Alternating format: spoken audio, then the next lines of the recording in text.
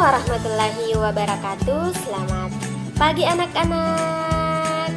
Bagaimana kabarnya hari ini? Alhamdulillah baik semua ya. Nah, sebelum memulai pelajaran hari ini, marilah kita bersama-sama membaca doa. Berdoa dimulai. Berdoa selesai.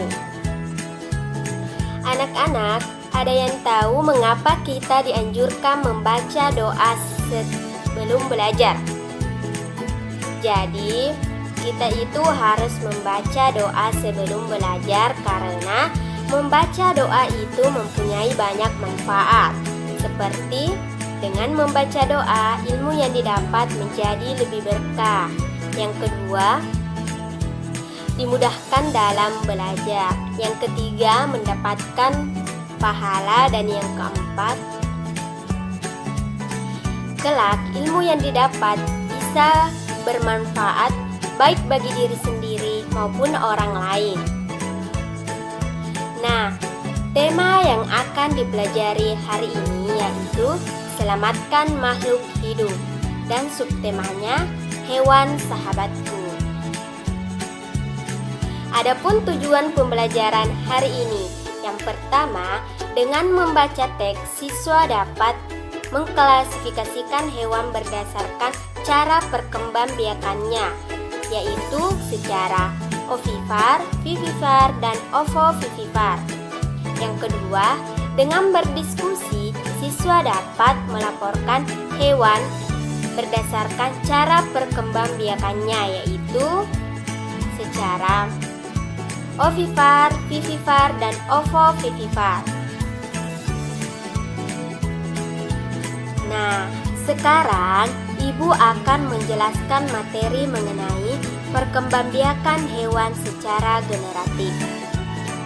Ada yang tahu contoh dari hewan yang berkembang biak dengan cara generatif? Oke, sudah betul ya. Contohnya itu ayam. Ayam itu berkembang biak dengan cara bertelur. Jadi, perkembangbiakan hewan secara generatif adalah perkembangbiakan secara kawin. Artinya, dibutuhkan hewan jantan dan betina untuk melakukan proses perkembangbiakan. Kemudian, perkembangbiakan secara generatif itu dibagi menjadi 3.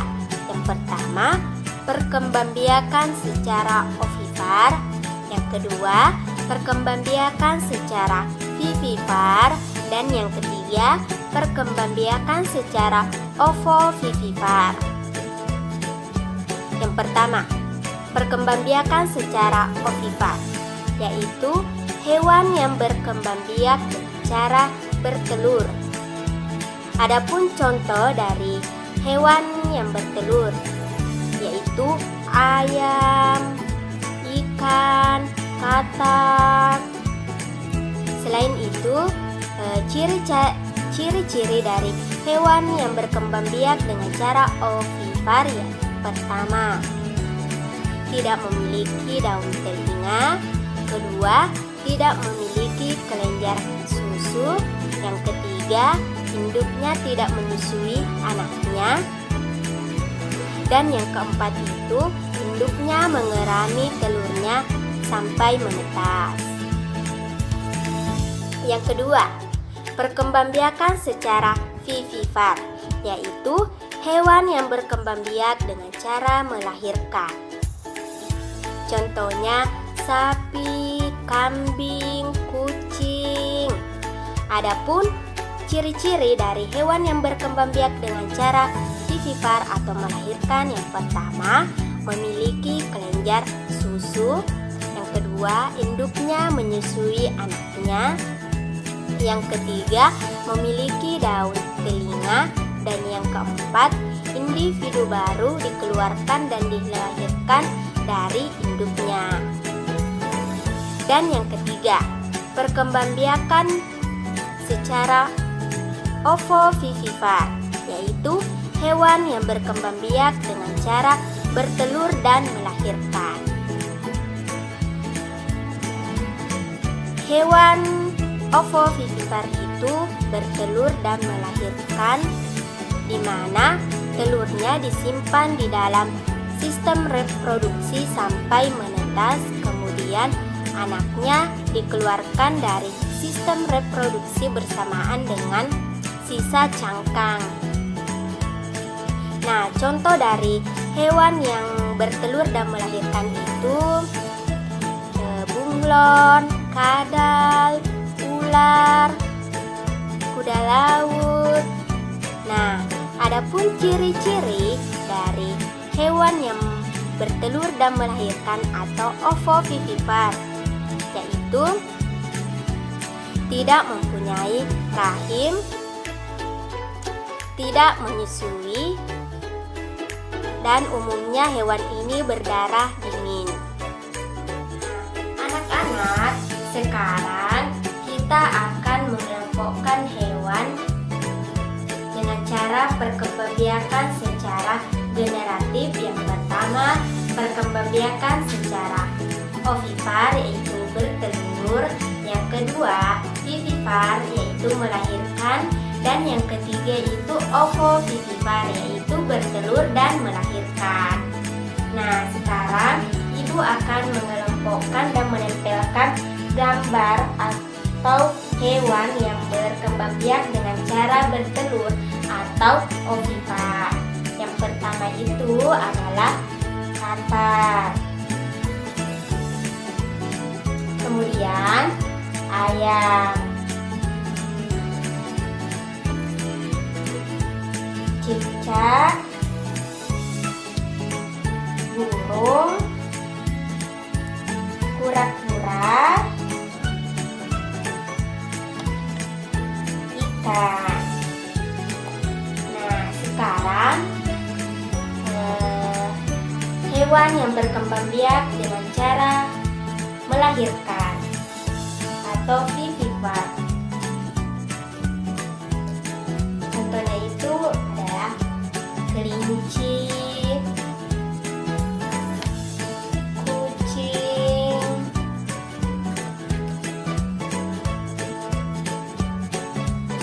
singa, jerapah, harimau, dan masih banyak lagi contoh-contoh dari hewan vivipar. Kemudian kita ke hewan yang berkembang biak dengan cara ovovivipar, yaitu bertelur dan melahirkan. Contohnya itu bunglon,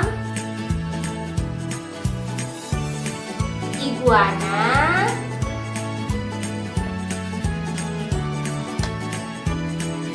kuda laut, kadal, dan ular. Nah, ini dia pengelompokan hewan secara generatif, yaitu ovipar, vivipar, dan ovovivipar. Nah, sekarang Ibu akan membentuk kalian ke dalam 3 kelompok. Kelompok 1, kelompok 2, dan kelompok 3. Ibu akan membagikan masing-masing kelompok LKS. Dan masing-masing kelompok harus menjawab dan mendiskusikan pertanyaan yang ada dalam LKS tersebut. Setelah selesai, setiap perwakilan kelompok harus mempresentasikannya di depan. Nah, Ibu beri waktu 6 menit untuk menjawab ya anak-anak.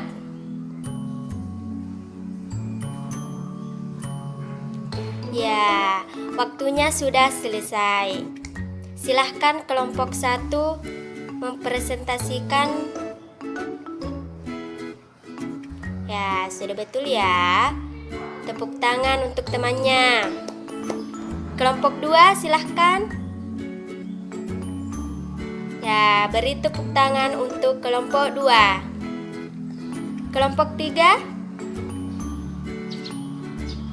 Ya, Beri tepuk tangan untuk kelompok 3. Oke, semuanya sudah naik mempresentasikan hasil diskusinya ya anak-anak. Nah, setelah kalian berdiskusi, silahkan bertanya yang belum paham materi tentang perkembangbiakan hewan secara generatif.